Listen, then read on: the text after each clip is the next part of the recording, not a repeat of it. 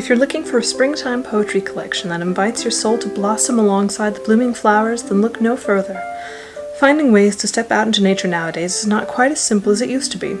But as the seasons begin to change and new life starts to sprout after a long hibernation, we can rest assured that the flower shop in the corner will soon be in full bloom. Oh yeah, okay, new house, same bookshelves, new setup, different angle, etc, etc. I actually have a chair to sit in this time, it's very exciting. I will be playing with various bits and pieces in terms of visuals over the next however long. Anyways, back to weekly book reviews. This week I reviewed The Flower Shop in the Corner, a poetry collection that is put together by the Red Penguin Publishing, and yeah, gosh, it's been a while since I have reviewed poetry, let alone read poetry. Moving takes a lot more than expected, so that's a thing. Yeah, I will say I tend to like the classics, the classic poetry, the classic styles more than I like the modern styles in poetry. But I think this one was a very good collection.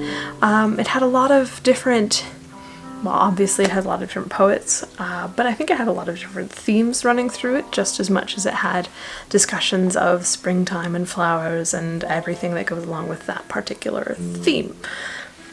I don't love modern poetry. I mean, I liked it quite a lot, I did, but some of them I think I liked more. They had more firm structures. Those shorter ones, they're so simple, but they are talking about so very much, and it frankly just goes right over my head, and I don't get it a lot of the times. The really simple ones that have such, okay, I know exactly what the words are saying, I know what they're meant to be telling me, I get the structure and the rhyming patterns that are sort of there sometimes, sort of there not the other times, but I don't always get it. Now, granted, most of these I thought were really good. My favorite is probably the one talking about cherry trees. I don't remember the particular poet. I'm really mad in these collections about putting names to that sort of a thing, so it takes me a minute.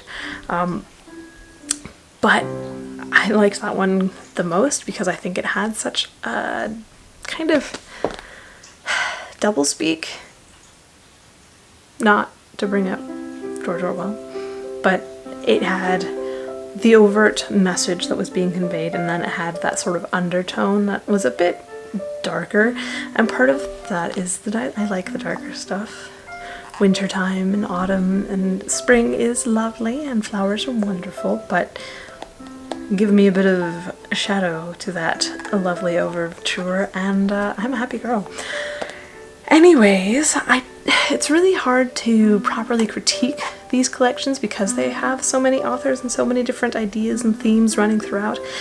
And I will say there wasn't one poem in here I disliked. I liked them all, even the ones that I didn't understand. But I think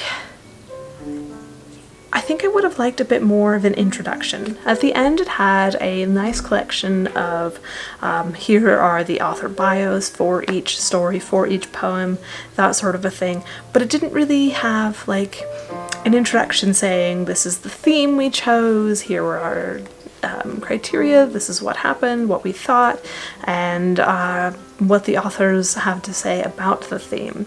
It just kind of starts with poetry, and okay, I like that. I do like the poems. I think they were good, but I want to know more.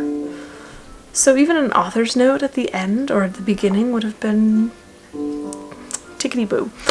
Anyways, that's all I've got for you this week. We will hopefully get the chance to do these consistently for the rest of the year. We'll see.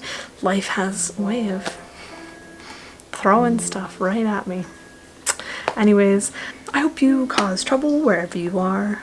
Just not too much trouble. Go read a book. Have a great day, and I shall see you next time. Bye.